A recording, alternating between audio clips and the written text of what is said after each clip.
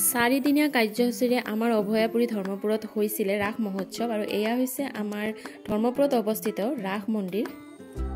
ৰাস শেষ হোৱাৰ পিছত মোৰ গাটো একেবাৰে বেয়া আছিলে, ভিডিঅ' বনাবই পৰা নাছিলোঁ আৰু আজি যিহেতুকে অকণমান গাটো ভাল পাইছোঁ সেইকাৰণে ভাবিলোঁ আপোনালোকক এটা ভিডিঅ' বনাই দেখুৱাই দিওঁ আমাৰ অভয়াপুৰী ধৰ্মপুৰত হোৱা ৰাস মহোৎসৱ। আশা কৰিলোঁ ভিডিঅ'টো আপোনালোকে চাব আৰু ভিডিঅ'টো চাই এটা সুন্দৰ মন্তব্য আগবঢ়াই মোক উৎসাহিত কৰিব।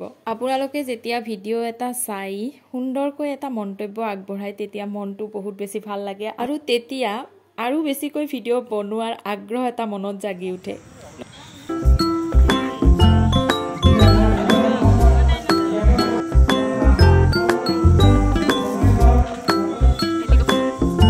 এয়া হৈছে তৃতীয় দিনৰ পৰিৱেশ আৰু আজি ইয়াতে আছিলে নৃত্য প্ৰতিযোগিতা। সেইদিনা আহিছিলে দেউতাকৰ লগত ছোৱালী দুজনীয়ে আৰু সিহঁতে চোৱাৰ লগতে মোকো দেখুৱাবৰ কাৰণে কেইটামান ভিডিঅ' ক্লিপ আনিছিলে আৰু তাকে আপোনালোককো অকণমান দেখুৱাই দিলোঁ।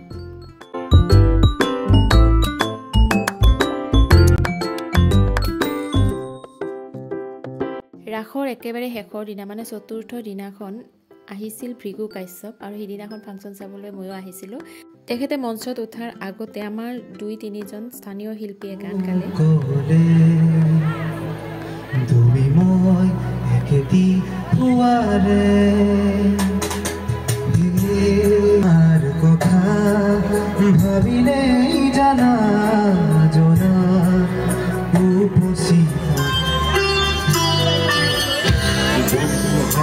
हम करे मूर आए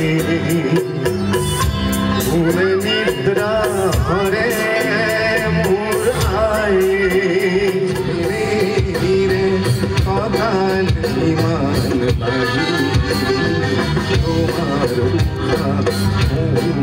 कुमारी हेवाली कुमारी আমাৰ স্থানীয় শিল্পীসকলেও ধুনীয়াকৈ গীত পৰিৱেশন কৰিছিল। তেওঁলোকৰ গীতবোৰ শুনিও বহুত বেছিয়ে ভাল লাগিছিল। জনম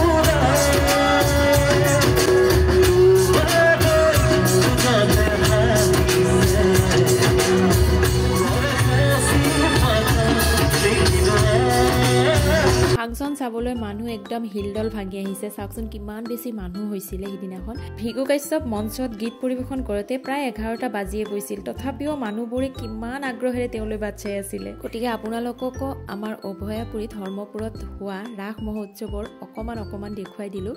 গতিকে ভিডিঅ'টো মোৰ ইমানতে শেষ কৰোঁ। ভিডিঅ'টো চাই আপোনালোকে কেনেকুৱা পালে জনাবলৈ নাপাহৰিব। যদি ভাল লাগিল লাইক কমেণ্ট সকলো কৰি দিব। আকৌ আহিম নতুন এটা ভিডিঅ'ৰ সৈতে। আজিলৈ আহিলোঁ, বাই বাই।